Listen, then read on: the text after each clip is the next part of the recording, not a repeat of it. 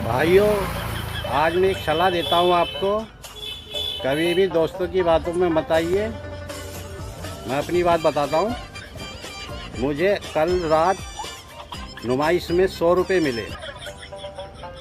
जब 100 रुपये मिले तो दोस्त कहने लगे, भाई 100 रुपये मिले हैं, कुछ खिलवा दे। मैंने भाई चलो खिलवा देता हूँ। भाई साहब, खिलवाते खिलवाते मेरी जेब से 1000 रुपये खर्च हो गए। घर वालों ने सामान लाने के लिए पैसे दिए थे। भाई समझ में नहीं आ रही है सामान कैसे लेके जाऊं। सालों ने 100 रुपये के चक्कर में 900 रुपये और खर्च करा दिए मेरे। परेशान हूँ बहुत ज़्यादा। एक गांव में 2 भाई मिलजुल कर रहते थे। जब उनकी शादियां हो गई तो उनकी वाइफों ने उनको अलग करा दिया। जिससे बड़ा भाई एक दिन अपने छोटे भाई से बोला, भाई एक काम करते हैं, अब हम अपना बंटवारा कर लेते हैं। तो छोटा भाई सीधा था, उसने कह दिया जैसा आप कहोगे भाई भैया वैसा हो जाएगा। तो बड़ा भाई बड़ी चालाकी से हिस्सा बंटवारा कर लेता है। छोटा भाई उसमें राजी हो जाता है। फिर उनके पास एक भैंस बचती है बंटवारे के लिए।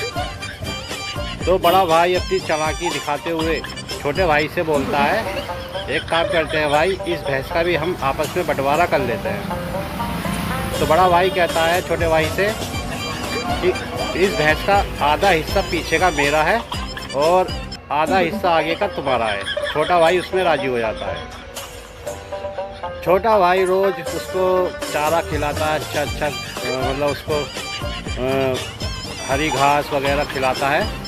और बड़ा भाई क्या करता है, सुबह शाम आके उसका दूध निकाल कर पीता है और बेचता भी है। और फिर जो भैंस गोबर करती है उसके उपले बना के भी बेचता है, मतलब उसको इनकम होती है।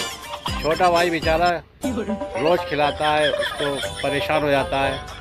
एक दिन वह गांव के किसी मुखिया के पास जाता है और उससे बात करता है। मुखिया उसको एक सलाह देता है, जब तुम्हारा बड़ा भाई भैंस का दूध निकालने के लिए आए तो तुम उस पर डंडे बरसा देना। तो जैसे बड़ा भाई अगले दिन को जब दूध निकालने के लिए आता है तो वह एक लठिया लेके भैंस के अगले हिस्से पे मारता है। बड़ा भाई बोलता है, अबे ये क्या कर रहा है, मुझे भैंस का दूध तो निकाल ले दे। छोटा भाई बोलता है, भाई मैं तो अपने अगले हिस्से पे मार रहा हूँ, तुम अपना पिछला हिस्सा संभालो। बस रोज़ वो यही करता है। छोटा भाई फिर रोज़ इसी तरीके से करता था, अपने अगले हिस्से पर डंडे बरसाने शुरू कर देता था भैंस के। बड़ा भाई हार थक कर फिर उसने दूध निकालना ही बंद कर दिया। अब छोटा भाई रोज़ आराम से भैंस को खाना खिलाता और रोज़ सुबह शाम उसका दूध निकाल कर अपने घर में भी यूज़ करता और बेच देता। तो इससे कहते हैं कि कभी भी चालाकी नहीं करनी चाहिए। जिस तरीके से बड़े भाई ने और चीज़ों का बंटवारा किया था, उसी तरीके से भैंस का भी बंटवारा आपस में मिलजुल कर लेना चाहिए था।